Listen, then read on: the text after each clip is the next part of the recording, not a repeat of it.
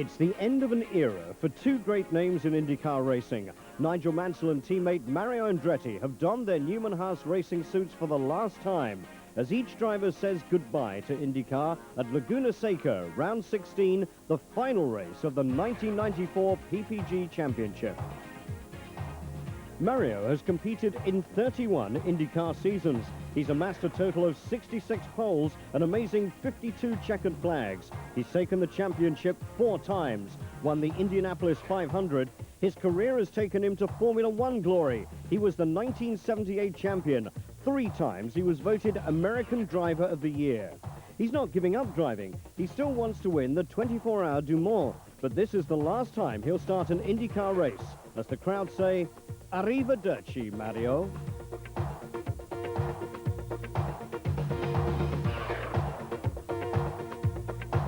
For Nigel, it's the end of a 2-year stint in IndyCar before he returns to Formula One for the last 3 races of the season.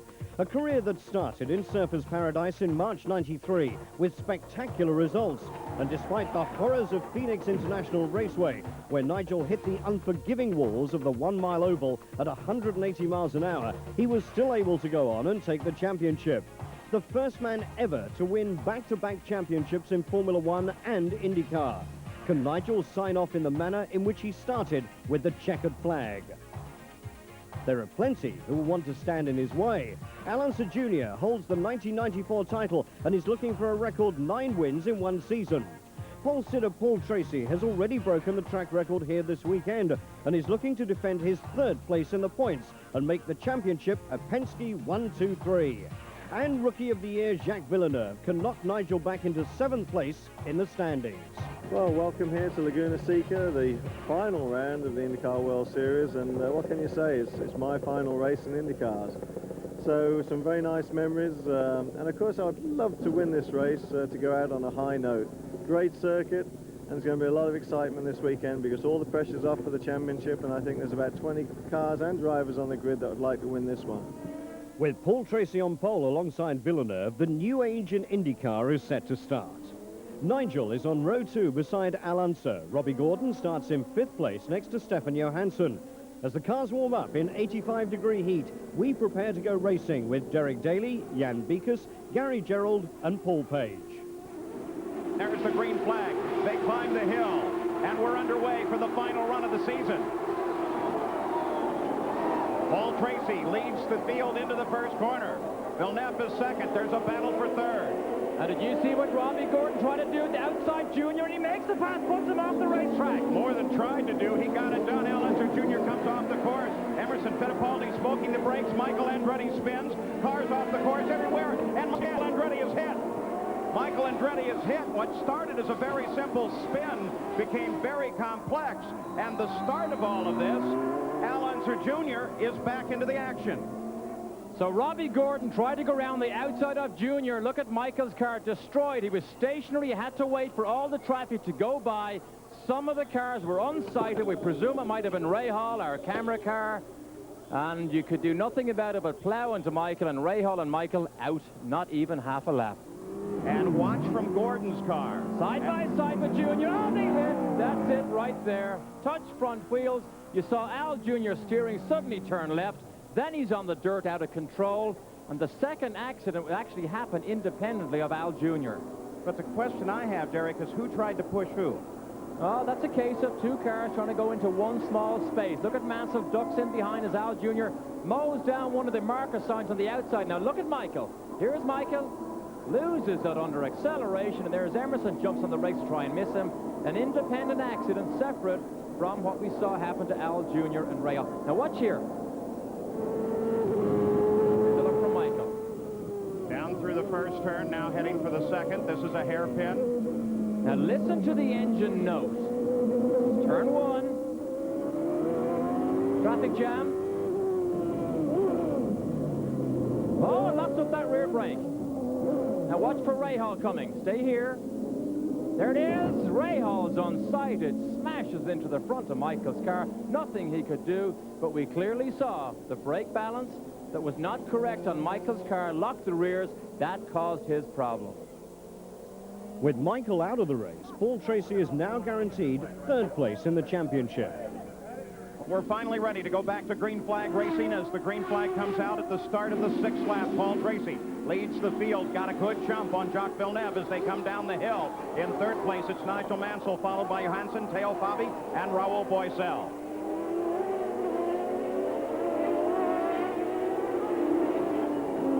Mansell escaped the mayhem, obviously ran well, was 4th fastest in the morning warm-up.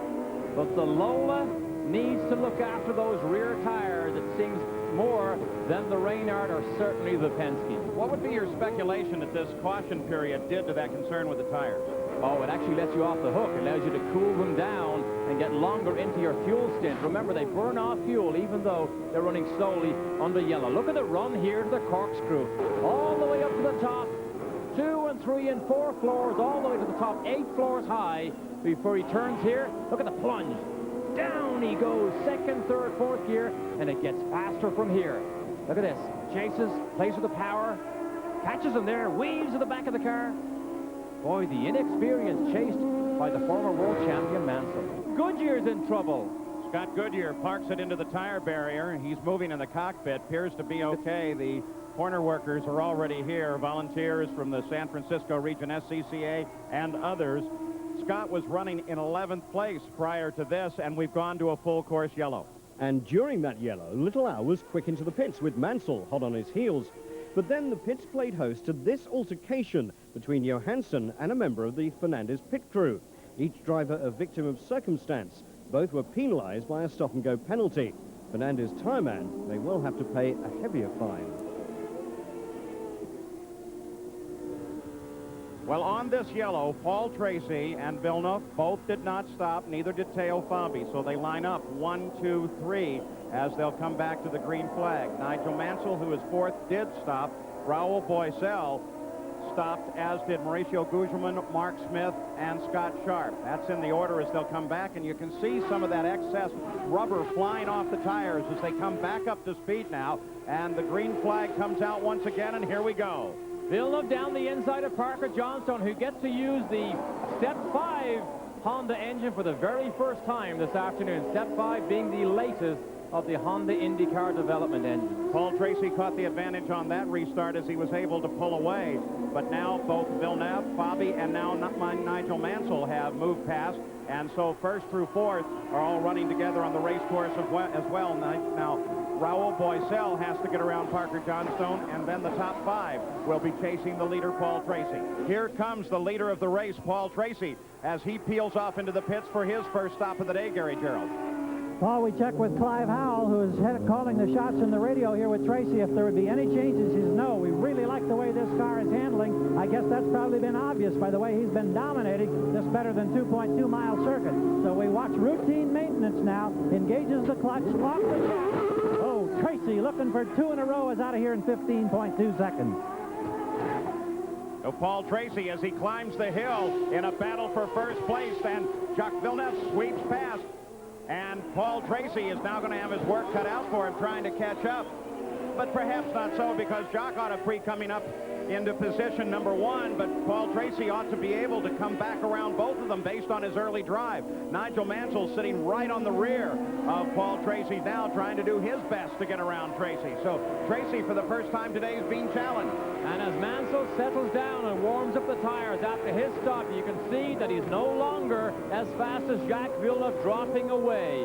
But Paul Tracy has fresh tires on that Penske, a man who is now brimful of confidence, Paul Tracy, after his tremendous Formula One test with the Benetton team last week. Jan Vikas.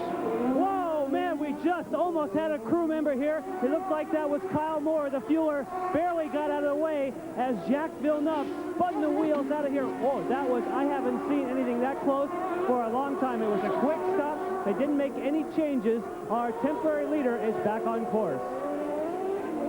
So a quick in and out after assuming the lead of the race, and that keeps the battle at the front of the field nice and tight.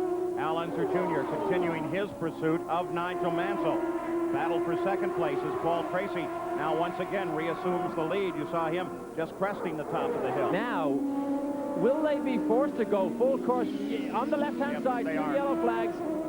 Now, the leaders who hadn't stopped, like Bozell and Mansell, can stop under yellow. Here he is again. And so as soon as the full course yellow comes out, Nigel Mansell takes advantage of it. And they can take their time, get all of the fuel. There's no real race happening here now. Mario Andretti, by the way, running into 8th place. So in his last race, he's right there in the top 10. Fittipaldi makes his stop and away. Oh, something happened with Mansell there. He was very, very slow. He was in before Emerson and stopped. He was frustrated, threw his hands in the air. Listen to the engine, misfire. He's got his finger on the button to maintain the correct speed, and Vassar is in trouble. Jimmy Vassar off the edge of the course. Is the engine started, or is he just waiting?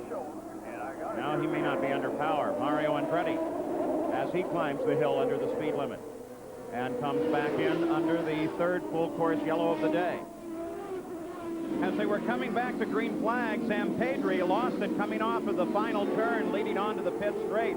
Just lost it to the inside, didn't touch the wall. He'll be able to get back in the line as the rest of the field climbs the hill. Dale Coyne's team may step up their program next year. The MyJack car was much in evidence this year. However, the budget was small. But they do want to step up that program for next year. But look at Paul Tracy stepping up the pace. So going on the 40th lap as we approach the halfway point here. What with the staggered stops, Paul Tracy is the leader. Al Unser Jr. is second. And look at Villeneuve as he moves up, trying to catch Al Unser Jr. and get up into this field and get at the head once again.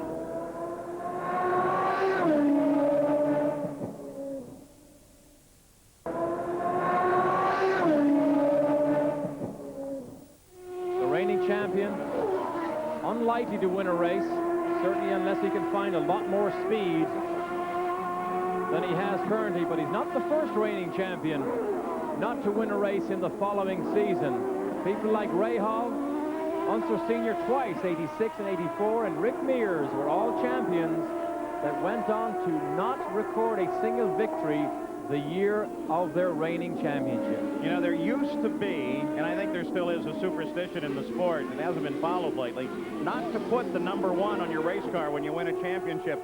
You just saw why. Zampedri, 3rd time to loop it today. Coming up the hill, the two Penske cars, 2nd and 3rd, then Villeneuve, then Fabi, then Bozell. Oh, Al Jr. down the inside, maybe. Barely enough room. No, doesn't try it. Keep it safe. Downhill run.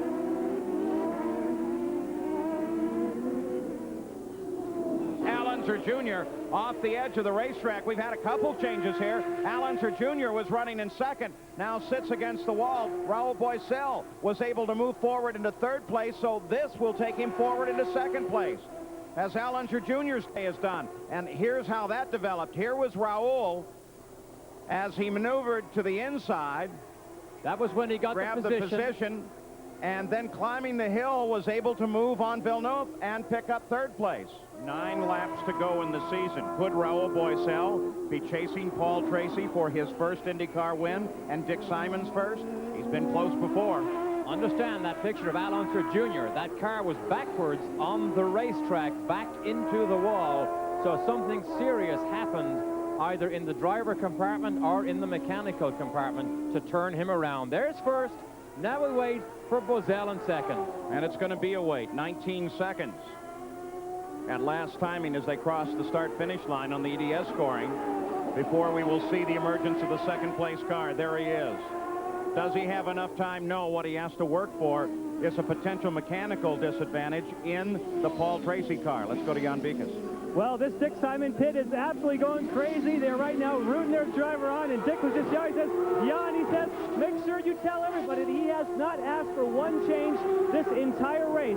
And the Goodyear people have told Dick Simon that they feel his tires look better than any drivers out there. So maybe he does have the speed to go for the lead. Now, all of his time in endurance sports cars, he certainly knows how to conserve tires. You indicated that Al Unser Jr. probably had a lock somewhere. When they indicate transmission, perhaps a gearbox lock spun him around and put him backwards up against the brush with the wall. I'm pretty sure that's what it was. Good pictures of Dick Simon, who prides himself on being the engineer that sets up this car for Al Unser Jr. There's the family, Diane and Dick. Their last time together with Raul Bozell. They have been very successful, but the promise to be fulfilled that is, having a win, may come up one place short again. But if they are to put themselves in a winning position, it will most likely have to be as a result of a mistake being made by Paul Tracy. And now, with 6 laps to go, Mario Andretti completing the last laps of his career, being chased by Adrian Fernandez in a battle for 7th. Last race, age 54, and Mario is still very, very racy. And Robbie Gordon takes a quick loop, lights the tires, and gets going again. Another 25 laps of rubber laid on the exit. Gordon has been around quite a few times. That clutch in that car must be very strong, and that transmission very well built by Winston Bush. If Raul and Jacques finish in their current positions, they both pass Nigel Mansell in points this year. Jacques Villeneuve will go to 6th, Raul will go to 7th, Nigel will be 8th in the PPG points for the season. As he crosses the line, 4 laps to go for Paul Tracy, 4 laps away from a record for the Penske Racing Team, 4 laps away from the end of Mario's career. There's the battle for 2nd place. You see the interval now. It is substantial. And in fact, it looks like Villeneuve is closing in. Oh, Bozell cannot let up here. We have a Penske, Richie Simon again. If he could get out and give him a push, he would. But we have a Penske, a Lola, and a Reynard. This is the way it should be. 3 different manufacturers fighting for the top 3 positions. Mario's in trouble. He slows down. It looks like the engine has let go, and Mario's career might come to an end prematurely as he heads for the pits, streaming some vapor and some moisture from the exhaust pipes at the rear of the car. Mario Andretti, 407 IndyCar races, and it ends like this.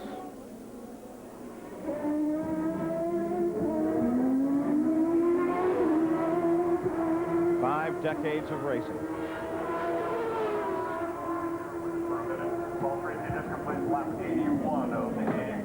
Mario breathes deeply, hesitates to climb out of the car. Perhaps a hope that there is something there that will restart that engine, at least bring him under the checker. There was a lot of blue smoke, and that's usually an ominous sign. And there's not too much of a hurry there to get things fixed. So that is what looks like a terminal problem for Mario. Battle for 4th, Emerson Fittipaldi trying to hold off a very racy Teo Fabi.